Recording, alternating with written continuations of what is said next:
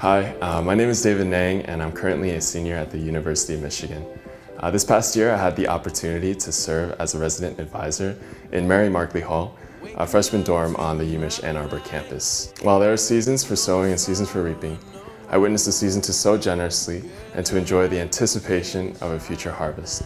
I lived in a hallway of 24 freshman guys, and each one of them came in with a particular picture of what the ideal college experience would look like. And for the most part, my position as an RA asks that I prevent parts of this ideal college experience from becoming a reality. I couldn't let them run wild, and I didn't want to be an overbearing RA either. Also, I was getting ready to graduate and a little tired from all the school that I went through. And conversely, my residents were coming in excited and with all these expectations. Their values and perspectives were completely different from mine. And these differences were an insurmountable wall. The possible connections weren't very apparent, but in Matthew 9, Jesus says, "The harvest is plentiful, but the laborers are few.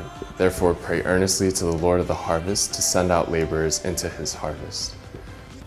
And as I had been praying for my residents to the Lord of the harvest, he began to answer. I saw the encouragement of the church and the support of my role as an RA.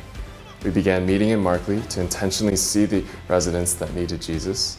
And I saw two particular underclassmen in our life group take on the missional vision of our life group to multiply in inviting their friends.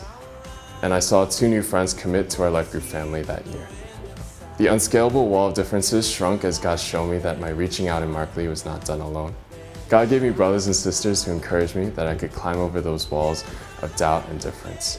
One of my residents summarized God's working well when he said to me, "I don't know how we got so close to you."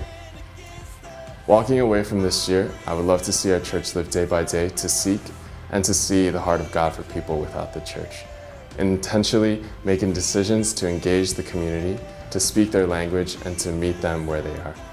Also in Matthew 9, Jesus travels to villages, healing and teaching people.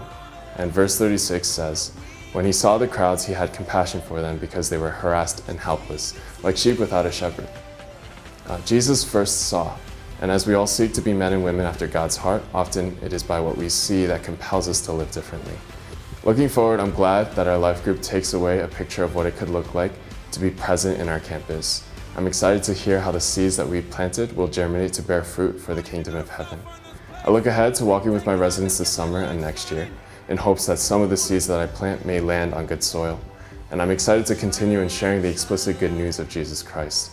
And one day, I pray that the Lord of the harvest would send another to reap the fruit of what was sown. Shine a light, shine a light.